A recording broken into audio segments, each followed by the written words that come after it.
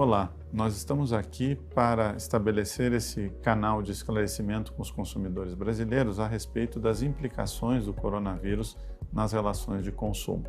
A mídia tem divulgado uma série de reportagens, também tem mencionado alguns posicionamentos de alguns órgãos, então nós decidimos chamar diversos colegas aqui do Ministério, sobretudo o Ministério da Saúde, Economia, Turismo e as agências reguladoras, para aqui no Ministério da Justiça e Segurança Pública debatermos esse tema para ter dados concretos para informar os consumidores.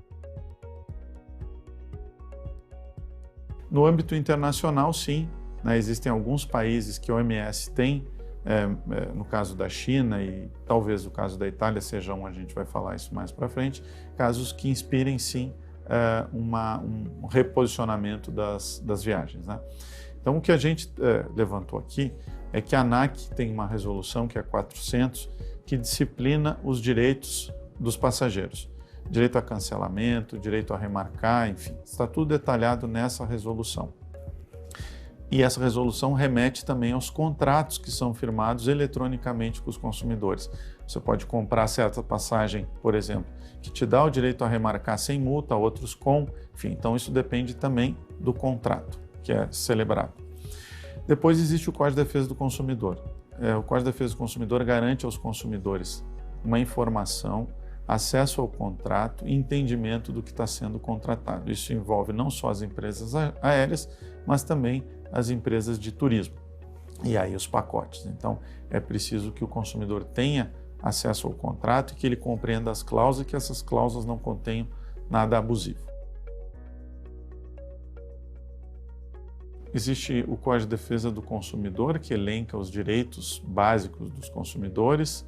Dentre eles, o mais importante aqui, o direito à informação, portanto, o consumidor tem direito a ser esclarecido das cláusulas contratuais, ele tem direito a obter o contrato do pacote de turismo ou da agência, e ele tem direito, aí não é irrestrito, ele tem um direito de arrependimento, né? Ou seja, desistir imotivadamente.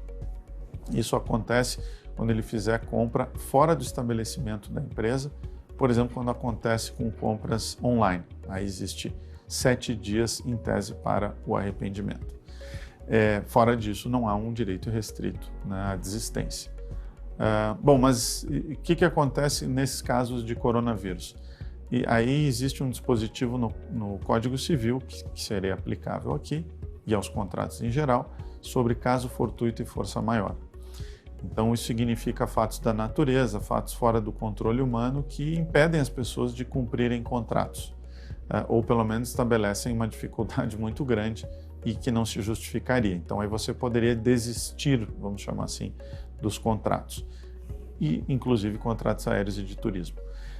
E aí, nesse caso, é preciso ver cada caso concreto, com dados que são fornecidos pela OMS, pelo Ministério da Saúde, que são os únicos canais oficiais e quem tem expertise para orientar a população nesse tema, né?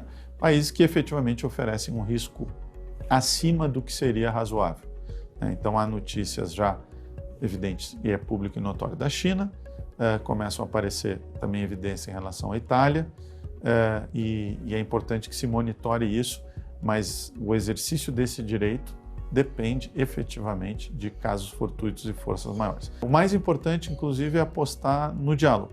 E nós temos a plataforma do consumidor.gov.br, segundo a qual se podem estabelecer aí diálogos entre consumidores, empresas aéreas, todas estão na plataforma, e as empresas de turismo, algumas estão, né? E estamos agora conversando para que o Ministério do Turismo nos ajude também a incluir outras empresas e também os PROCONs, né? O PROCON mais próximo pode funcionar aí nesse sentido de informar o consumidor aos seus direitos, intermediar algum tipo de negociação, reforçando a posição de barganha dos consumidores em relação às empresas, né?